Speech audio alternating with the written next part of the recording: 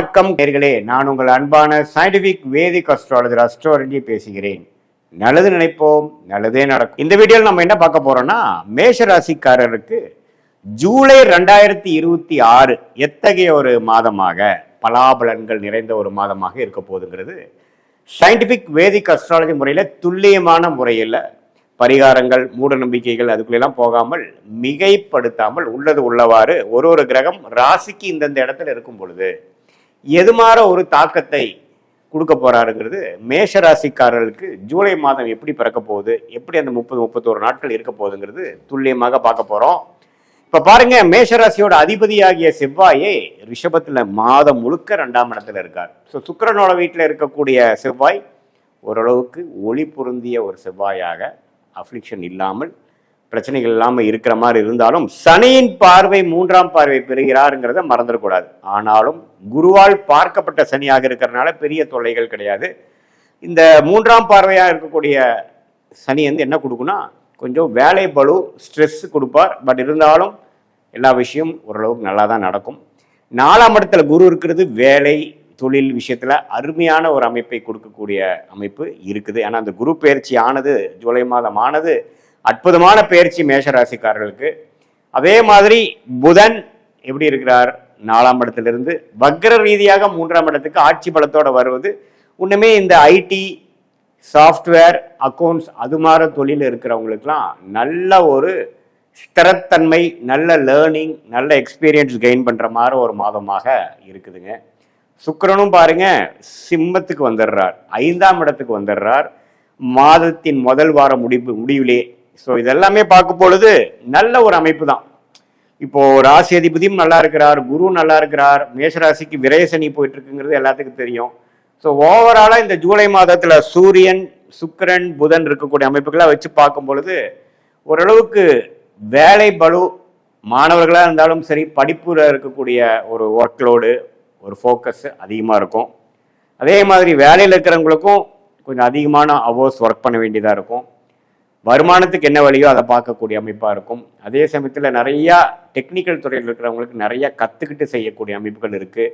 அதே சமயத்தில் குழந்தைகள்னால நல்ல ஒரு பெனிஃபிட். சுக்கிரனே 5க்கு போய் இதுவரை கொஞ்சம் ஒரு விசேஷமான பலன் இல்லாமல் இருக்கிறவங்களுக்கெல்லாம் குழந்தைகள்னால ஒரு அனுகூலம் பெறக்கூடிய அமைப்பும் இருக்குது. அதே மாதிரி சனி வந்து 12ஆம் இடத்துலேயே இருக்கிற சனி கண்டிப்பாக விரயசனியாக இருந்து சில என்னதான் வருமானம் வந்தாலும் செலவுக்கு குறைவில்லாமல் போயிட்டு இருக்கு சாமிங்கிற மாதிரி சில பேர்த்துக்கு நல்ல தசாபுக்திகள் போயிட்டு இருக்கிறவங்களுக்கு சுப விரயமாக ஒரு இடம், வீடு, வண்டி, வாகனம் அது மாதிரி விஷயங்கள்லாம் பழசை கொடுத்து புதுசு வாங்குறது, அப்கிரேட் பண்ணுறது, அது மாதிரி விஷயங்கள்லாம் கண்டிப்பாக இருக்குதான் செய்கிறது. ஸோ ஓவராலாக குரு, சனி, ராகு, கேது. ராகு பாருங்க 11ஆம் இடத்துல இருக்கிறார், கேது 5ஆம் இடத்துல இருக்கிறார். ஸோ இதுவும் பார்த்தீங்கன்னா ஒரு லாபத்தை கொடுக்கக்கூடிய அமைப்பு. பட் என்ன, இதுவரைக்கும் குரு ராகுவை பார்த்துட்டு இருந்தார், இந்த ஜூலை மாதம் பார்க்க போறது இல்லை. அதனால என்ன ஆகும்னா, கொஞ்சம் குழந்தைகள்ல வந்து சில விஷயங்கள் பாசிட்டிவாக இருந்தாலும் அவங்களுக்காக செலவு பண்ண வேண்டியதாக இருக்கும், சில மெனக்கெடுதலாக இருக்கும். மூத்த சகோதரர்களுக்கு சில விஷயங்களுக்கு நம்ம கொஞ்சம் உறவுகளையாக இருக்கட்டும், மற்ற விஷயத்துலையும் கொஞ்சம் கேர்ஃபுல்லாக இருக்க வேண்டிய அமைப்புகள்லாம் இருக்குது. வெளிநாடு போகணும் அது மாதிரி இருக்கிறவங்களுக்குலாம் ஒரு மாதிரியான மாறுதல்லாம் கிடைக்கக்கூடிய அமைப்பு, திடீர்னு ஒரு விசா கிடைக்கிறது, அது மாதிரி விஷயங்கள்லாம் கண்டிப்பாக உண்டு. ஸோ மேஷராசிக்காரர்களுக்கு ராசி அதிபதியே கொஞ்சம் நன்றாக இருப்பதனாலையும், குரு 10ஆம் இடத்தை பார்க்கறனாலையும், விரயசனியில் இருக்கக்கூடிய சனி பகவானை பார்க்கறனாலும் எல்லாமே ஒரு பாசிட்டிவான ஒரு விஷயத்துக்காக செலவு பண்ணுறது, பாசிட்டிவான விஷயத்துக்காக இன்வெஸ்ட்மெண்ட் பண்ணுறது, அதை தேடி நம்மளுடைய அன்றாட வாழ்க்கையில் அதிகமாக உழைக்கக்கூடிய தருணம், அது மாதிரி விஷயங்கள் இருக்குது. பட் செவ்வாய் 2ஆம் இடத்துல இருக்கிறதுனால அப்பப்போ ஆர்கியூமெண்ட்ஸ் வரலாம். குடும்பத்துக்குள்ளே ஆர்கியூமெண்ட்ஸ் அவாய்ட் பண்ணணும். என்னதான் நீங்கள் சொல்கிற விஷயத்தில் வந்து நியாயம் இருந்தாலும் எதிர்த்து இருக்கக்கூடியவர் மனைவியாக இருந்தாலும் சரி, கணவராக இருந்தாலும் சரி, உங்களுடைய மேலதிகாரியாக இருந்தாலும் சரி, சக ஊழியர்களாக இருந்தாலும் சரி, கருத்து வேறுபாடுகள் இருந்தால் நீங்கள் உங்களுடைய விஷயத்தை சொல்வதற்காக நம்ம அழுத்தத்தோடு சொல்லும் பொழுது அது ஆர்குமெண்ட்ஸாக போய் மன வருத்தத்தை கொடுக்கக்கூடிய அமைப்புகள் இருக்கு.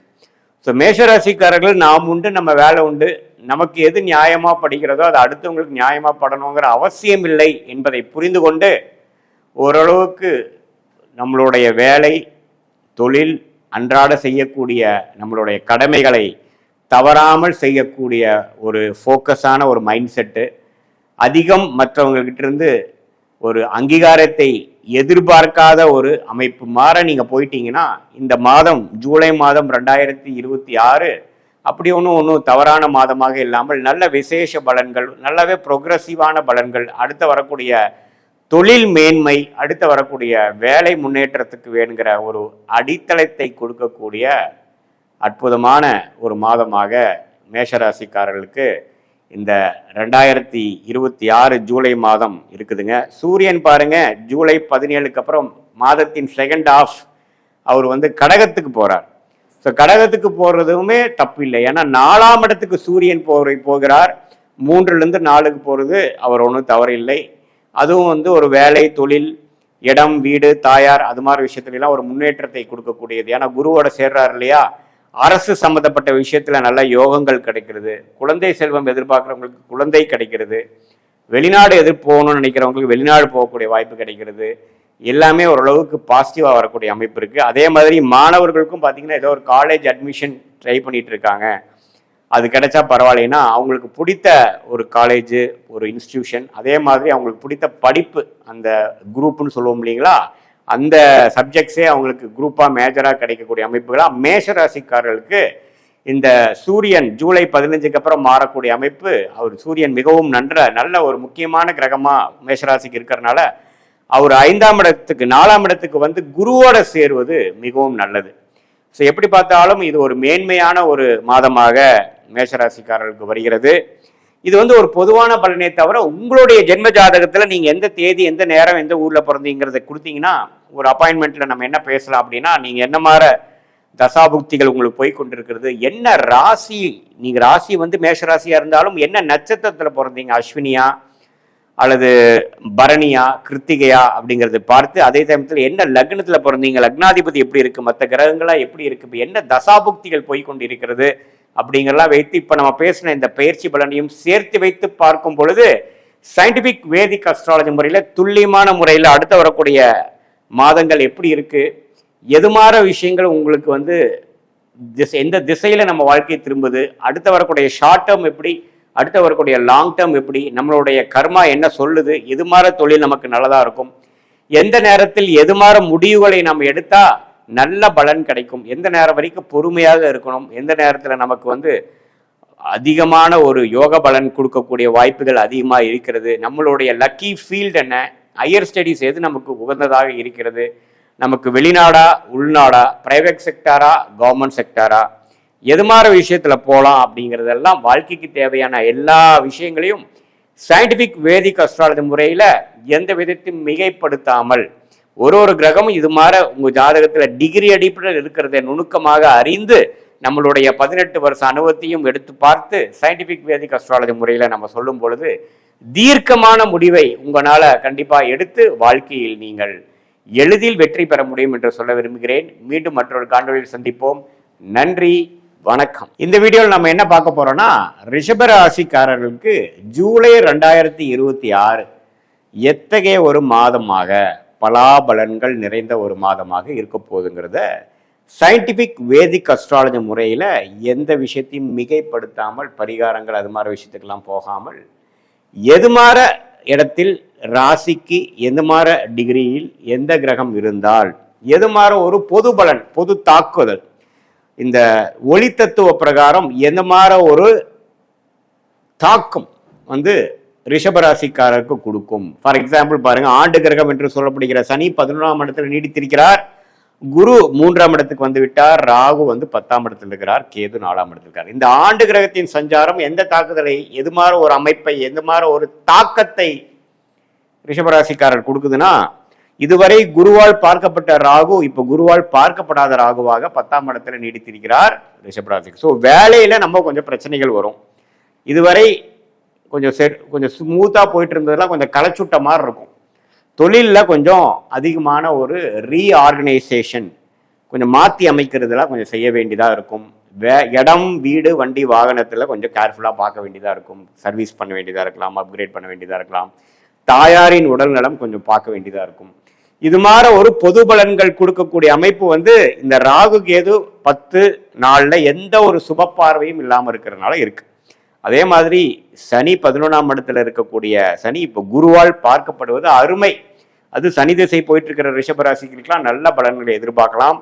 இன்னுமே வரக்கூடிய லாபங்கள் அதிகமாக வரும். வேலை பளு அதிகமாக இருந்தாலும் லாபத்துக்கு குறையில்லாமல் இருக்கும். வேலையில் வந்து நல்ல ஒரு ப்ரொக்ரெசிவான அமைப்புகள் இருக்கும். மாணவர்களும் நல்லா படிக்கக்கூடிய அமைப்பு அதெல்லாம் கொஞ்சம் கொடுக்கும். அதே மாதிரி குரு 3ஆம் இடத்துல வந்து 7ஆம் இடம் என்று சொல்லப்படுகிற மனைவி ஸ்தானம், கணவர் ஸ்தானம், குடும்பஸ்தானம், அந்த பங்குதாரர் நம்ம அன்றாட வாழ்க்கையில மீட் பண்ணக்கூடியவர்களை பார்க்கக்கூடிய அந்த பாவமாகிய 7ஆம் பாவத்தை குரு பார்ப்பதனால நல்லாவே நிறைய அசோசியேஷன், இப்போ நிறைய வந்து இந்த பிஸ்னஸில் இருக்கிறவங்களுக்கு நிறைய கான்ட்ராக்ட்ஸ், நிறைய ப்ராஜெக்ட்ஸ் கிடைக்கிறது, வியாபாரம் பெறுகிறது, வேலையில் இருக்கிறவங்க மார்க்கெட்டிங்கில் இருக்கிறவங்களுக்கு நிறைய கஸ்டமர்ஸ் பார்க்கறது, சோஷியல் லைஃப் அதிகமாக இம்ப்ரூவ் ஆகிற மாதிரி, நிறைய கான்டாக்ட்ஸ் இன்க்ரீஸ் ஆகிற மாதிரிலாம் அமைப்புகள் கொடுக்கும்.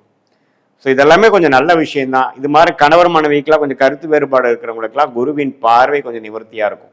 பட் என்னதான் இருந்தாலும் ராசிக்குள்ள மாதம் முழுவதும் செவ்வாய் இருக்கிறார். ஸோ உங்களோட ரிஷபராசிக்குள்ளேயே செவ்வாய் இருக்கிறது பார்த்தீங்கன்னா கொஞ்சம் கோபதாபங்களையும் எமோஷ்னலான சில விஷயத்தையும் கொடுக்கக்கூடிய அமைப்பு இருக்குது. ஸோ அதனால கொஞ்சம் அமைதி காக்க வேண்டும். வேகம் பெருசா விவேகம் பெருசா அப்படின்னு பார்த்தீங்கன்னா விவேகமாக இருக்கிறது தான் பெருசு. காரியம் பெருசா வீரியம் பெருசுன்னு பார்த்தீங்கன்னா காரியம் தான் பெருசு, வீரியம் பெருசுங்கிறதே மறந்துவிடக்கூடாது. ஏன்னா செவ்வாய் ராசிக்குள்ளேயே மாதம் முழுவதும் இருக்கும் பொழுது அப்பப்போ உங்களுக்கு டென்ஷன் ஆகக்கூடிய சிச்சுவேஷன் நிறையா இருந்தாலும் பொறுமை காக்க தவறக்கூடாது. பொறுமை காக்கலின்னா என்ன ஆகும்னா கொஞ்சம் ஆர்குமெண்ட்ஸ் ஆகும். நாம் ஏதோ நினச்சி பேசணும், அது வேற மாதிரி முடிஞ்சிருச்சுறாங்கிற மாதிரி சில அமைப்புகள் வந்து உங்களுக்கு சில பாதிப்புகளை கொடுக்கும். ஸோ அதனால கொஞ்சம் கவனமாக விவேகமாக ரிஷபராசிக்காரர்கள் இருக்க வேண்டும். அதே மாதிரி 2ஆம் இடத்துல புதன் வக்ரமாக பல வாரங்கள் 3 வாரமே இருக்கிறார். சுக்கிரன் 4ஆம் இடத்துக்கு வரார். ராசி அதிபதியே 4ஆம் இடத்துக்கு 2வது வாரத்திலிருந்து வருவது அருமையான விஷயம். ஸோ கண்டிப்பாக வேலை, தொழில், அம்மா விஷயங்கள் எல்லாம் முன்னேற்றங்கள் உண்டு. தாயார் மூலமாக வரக்கூடிய சொத்து, இடம் வாங்குறது, வீடு கட்டுறது, வீடு கட்டி புண்ணியாச்சனை பண்ணுறது, இது மாதிரிலாம் நல்ல அமைப்பை கொடுக்கக்கூடிய ஒரு புது வீட்டில் போய் நம்ம குடியேறுறதுங்கிறதெல்லாம் ரிஷபராசிக்காரர்களுக்கு நல்ல அமைப்பை கொடுக்கக்கூடிய ஒரு மாதமாக இந்த ஜூலை 2026 கண்டிப்பாக கொடுக்குது. அதே சமயத்தில் சூரியன் பாருங்க 3ஆம் இடத்துக்கு வரார் 2ஆம் இடத்திலிருந்து, அதுவும் நல்ல மாற்றத்தை கொடுக்கக்கூடிய அமைப்புகள் உண்டு. ஸோ ஏதோ ஒரு இடம் வாங்கினதை விற்கிற மாதிரி அமைப்பு, அது மூலமாக காசு தீட்டி சில பிரச்சனைகளை சால்வ் பண்ணிக்கிறது, பிஸ்னஸை வளர்க்குறது, அதே மாதிரி பிஸ்னஸ் வேலையில் சில சீர்திருத்தங்களை செய்ய வேண்டிய அமைப்பு, சில பிஸ்னஸை விடுறது, சிலதை இன்க்ரீஸ் பண்ணுறது, சில ப்ராடக்ட்ஸை விடுறது, சில ப்ராடக்ட்ஸை இன்க்ரீஸ் பண்ணுறது, அது மாதிரி விஷயங்கள். மல்டிபிள் பிஸ்னஸ் பண்ணுறவங்களுக்குலாம் பார்த்தீங்கன்னா ஏதோ ஒரு பிஸ்னஸ் நல்லா வர பிஸ்னஸை மட்டும் கான்சன்ட்ரேட் பண்ணி வராத பிஸ்னஸை கொஞ்சம் குறைக்கிறது, அது மாதிரி பல விஷயங்களை கொடுக்கக்கூடிய அமைப்புகள் நீங்கள் முடிவெடுக்க வேண்டிய அமைப்புகள்லாம் வருது. ஸோ எப்பவுமே வந்து அந்த குரு 3ஆம் இடத்துல இருந்து 7, 9, 11 பார்க்கும் பொழுது லாபம் பெறுவதற்காகவும் அடுத்த லெவல் நம்ம முன்னேறுவதற்காகவும் சில முயற்சிகளை எடுக்கக்கூடிய அமைப்புகள் கண்டிப்பாக இருக்கு. அதுல வந்து இந்த ஜூலை மாதம் வந்து நெக்ஸ்ட் வரக்கூடிய காலகட்டத்துக்கு வேணுங்கிற ஒரு அடித்தளத்தை கொடுக்கக்கூடிய ஒரு மாதமாக, அது வேலையில் இருக்கிறவங்களா இருந்தாலும் சரி, தொழில் பண்றவங்களா இருந்தாலும் சரி, படிக்கிற மாணவர்களாக இருந்தாலும் சரி, அதிக முயற்சிகள் எடுத்து அவங்க என்ன எய்ம் பண்ணாங்களோ அதை அடைவதற்காக பெரிய ஒரு முயற்சியும் உழைப்பும் போடக்கூடிய ஒரு அற்புதமான ஒரு மாதமாக இந்த ஜூலை மாதம் இருக்குங்க. ஏன்னா ராசி அதிபதி வந்து 4ஆம் இடத்துக்கு 2வது வாரத்திலே வந்துடுறார். 3ஆம் இடம் அதிகமான குரு புதன் அப்படிங்கிற மாதிரி ஒரு அமைப்புகள்லாம் வந்து சேர்ந்து ஒரு சுபத்துவமாக இருக்கும் பொழுது நல்ல ஒரு அமைப்பு இருக்குது. முயற்சிகள் அதிகமாக இருக்கும். சில விஷயங்கள்லாம் டக்குன்னு நடந்து முடிகிற அமைப்புகள் இருக்குது. வரவேண்டிய பணம் வரக்கூடிய அமைப்புகள், படிப்பு, இந்த technical, IT, software, social media அதிலெல்லாம் இருக்கிறவங்களுக்குலாம் நல்ல முன்னேற்றங்கள், அது மாதிரி விஷயங்கள்லாம் கண்டிப்பாக இருக்குது. பட் செவ்வாய் ராசிக்குள்ளே இருக்கிறதுனால இந்த கணவராக இருந்தால் மனைவி, மனைவியாக இருந்தால் கணவருக்குள்ள, அந்த குடும்பத்துக்குள்ளே வந்து பேசுறதுல எல்லாம் கொஞ்சம் கேர்ஃபுல்லாக இருக்கணும். பங்குதாரர்கள் அதிகமாக இருக்கக்கூடிய நிறுவனத்தாரெல்லாம் வந்து ஓரளவுக்கு பொறுமையாக இருந்து தான் நம்மளுடைய காரியத்தை சாதிக்குமே உடைய, நம்ம அவுட் ஸ்போக்கனாக இருக்கிறோங்கிற மாதிரி பேசினோம்னா அது கருத்து வேறுபாடுகளை போய் முடியக்கூடிய அமைப்புகள்லாம் உண்டு. மற்றபடி சனி 11ஆம் இடத்தில் நீடித்திருக்கிறது, அதிக லாபத்தை கொடுக்கக்கூடிய அமைப்பு, லைஃப் ஸ்மூத்தாக போகக்கூடிய அமைப்பு, பாசிட்டிவாக போகக்கூடிய அமைப்பு எல்லாம் வந்து ஒன்றுமே மெயின்டைன் ஆகக்கூடிய அமைப்புகளாக இருக்கிறது.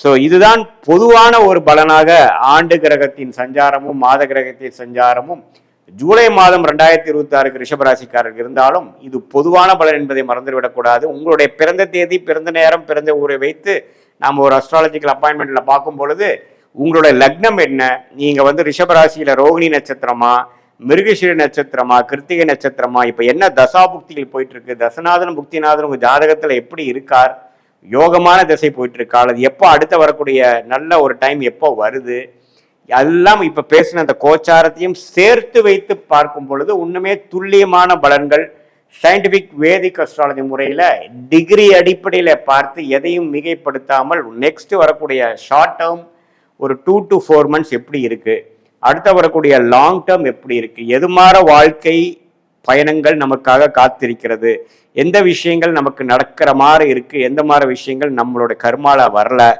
எந்த பிராப்தங்கள் இருக்கு, எந்த பிராப்தங்கள் நமக்கு சரி வராது, எந்த நேரத்தில் நம்ம இடம் மாறலாம், எந்த நேரத்தில் நம்ம வேலை மாறலாம், எந்த நேரத்தில் இந்த முடிவு எடுக்கலாம், எந்த நேரம் வரைக்கும் பொறுமையாக இருக்கணும், எந்த துறை நமக்கு லாபகமாக யோகமாக வருகிறது, எந்த மேற்படிப்பு நமக்கு கை கொடுக்கும், கல்யாணம் அமையக்கூடிய டைம் எப்போ, நம்மளுடைய திருமணம் எப்படி இருக்கு, காதல் திருமணமா அல்லது அரேஞ்ச் மேரேஜா, எது மாதிரி அமைப்புகள் இருக்கு, வெளிநாடு போகக்கூடிய யோகம் இருக்கா, அல்லது நம்ம உள்நாட்டிலே இருக்கிறதா நமக்கு திருப்தியா, நமக்கு யோகமா இருக்கா, அதே சமயத்துல நம்மளுடைய வேலைகள் அரசு சார்ந்த விஷயமா போலாமா அல்லது பிரைவேட் செக்டாரா போலாமா, எது நமக்கு யோகமா இருக்குன்னு தெரிந்து கொண்டே ஆனால் அதுக்கு தகுந்த மாதிரி திட்டங்களை நீங்கள் தீட்டி வாழ்க்கையில் எளிதில் வெற்றி பெற்று எதிர்நீச்சலே போடாமல் நம்ம கர்மா என்னவோ அதுக்கு தகுந்த மாதிரி நம்மளுடைய செயல்களை அலைன் பண்ணிட்டு அதுக்கு பிரகாரம் நம்ம வாழும் பொழுது எளிதில் வாழ்க்கையில் வெற்றி பெற முடியும் என்று சொல்ல விரும்புகிறேன். மீண்டும் மற்றொரு காணொளியில் சந்திப்போம். நன்றி, வணக்கம்.